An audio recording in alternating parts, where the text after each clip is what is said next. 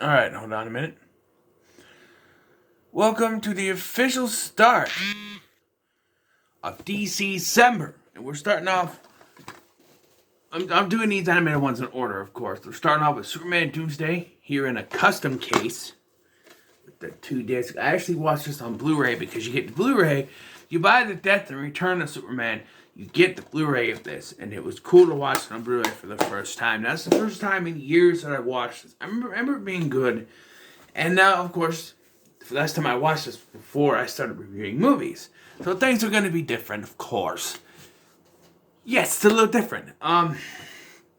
First of all, something I didn't realize is that the animation style is very similar. Not the same, but similar to the Superman the Animated Series, which is why it was jarring when you had different voices coming out of their mouths. Like Superman was voiced by Adam Baldwin. No relation to Alec Baldwin, by the way. Lois was voiced by Anne Heche. There's a choice. Lex Luthor, they keep calling him Luthor. It's Luthor. Lex Luthor was voiced by James Marsters, which is weird because he played Brainiac on Smallville. Swoozie Kurtz was the voice of Miss Kent. Martha Kent. And then Adam Wiley was the voice of Jimmy Olsen. And it's the story from the comics. You know, Superman fights Doomsday, he dies, and then he comes back. It's the basic story. But what I didn't expect is, like, Superman fights Doomsday 20 minutes into the film, and then it happens. He defeats Doomsday, and he dies. And I'm like, already? We're barely 20 minutes into this thing. What? And yeah, it's a little bit disappointing when you get Superman Doomsday. Doomsday is only in it for 20 minutes. Like, Lex Luthor's digging for something and they find Doomsday. He gets released, but he's uncontrollable because he wants to kill anything that he finds. So he starts, killing things, and then Superman comes, they fight. Superman dies fighting Doomsday. And that's 20 minutes of the film. And I'm like, that was really quick. I mean, what? Huh? And then we transition to, it's later now. Lois is, she doesn't have any steam to be reported anymore. She's kind of lost it. Because they reveal that her and Superman are in a relationship. She doesn't know who he really is. Of course, she figures it out when he dies, but she doesn't.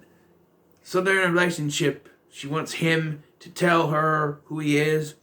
He won't do it. He's not ready to do that. After he dies, she figures it out. And then Jimmy Olsen, he leaves for another newspaper or something. And I almost said Lou Grant. That's the wrong news person. Perry White becomes an alcoholic. And then a Superman seems to return. Now, I say that it's jarring to hear this voice cast. It's jarring when you're expecting like Tim Daly or George Newbern their voice to come out of Superman, and it's Adam Baldwin and it sounds differently. I'm going to have to get used to that throughout these because a lot of these are going to be different, especially with Batman. There's a million other voices of Batman in this universe, but yeah, it was a little jarring at first, but they do a good job. Like I said, the animation is modeled somewhat after the animated series. We don't want to ease you into it, but the voices are a little bit jarring if you're going for that. But yes, and it's revealed that this Superman is actually a clone created by Lex Luthor, and they mess up. Because it's revealed that Lex Luthor is torturing this Superman in a room with red solar rays on him. Now that's enough to get rid of his powers. But then he also has kryptonite brass knuckles. Lex, the red sunlight is enough to make him pretty much human. You don't need kryptonite after the fact. You're really just not doing anything. Red sunlight and kryptonite have pretty much the same effect, except for red sunlight won't kill Superman. It makes him human, and the kryptonite, green kryptonite at least, weakens him. So you don't really need both. If you have the red sunlight, you could just beat the crap out of him because he's human. You don't need the kryptonite. It's really weird. But yes. Also, Lex kills Mercy Graves so that no one can trace back to him where Doomsday came from.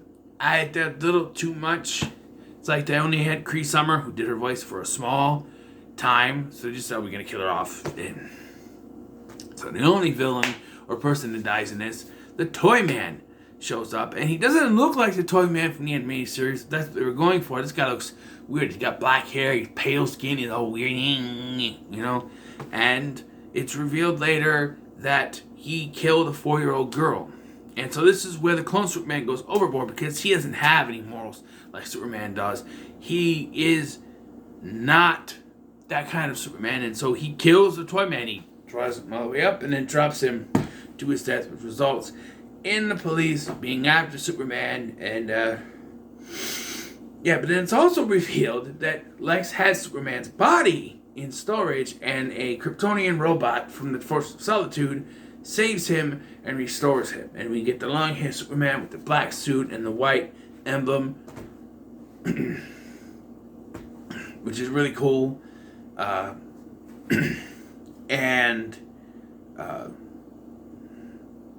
yeah, he fights. And I was wrong. He doesn't actually have a beard. I thought he had a beard. He doesn't have a beard. He has scraggly hair, but I don't think there's a beard, because I didn't notice. So, that was my thing. Oh, they didn't give him scraggly hair and a beard about the Snyder Cut. That was like one of my big plays. It was cool to see him in the black suit, but he didn't have the scraggly hair or the beard. Well, he didn't have a beard here, I guess, but you could have given him more scraggly hair than you did. But yeah.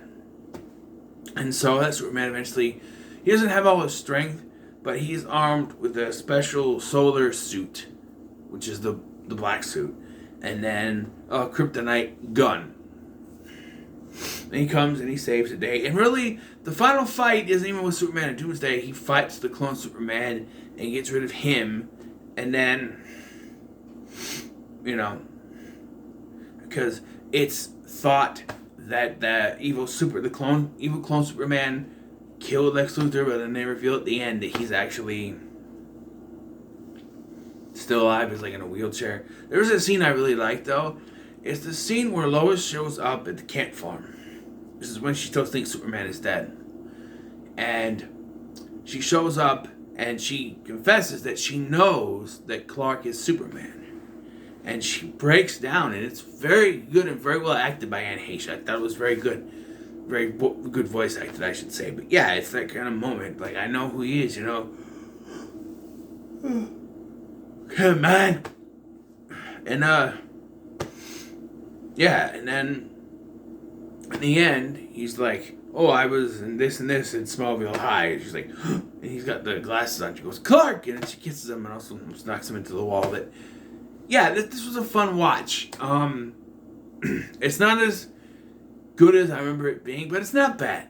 I'm gonna say it's in the middle of the road, because honestly, it's not bad, but it's not as good as I remember it, I guess. I held this at such a high standard that rewatching it now, it's good. It's one of the good ones, but it's not as good as I remember. So I'm just gonna say it's in the middle of the road. So, what are your thoughts on Superman Doomsday? Make sure to like, share, and subscribe. Let's see. I'm going to tell you what the next one is going to be before I do it. You gotta go back. Gotta go back. Here's the Vortex. Cider House Rules. 799. No, that's the 31 I gotta do. There's the Vestron collection. That's a Universe draft.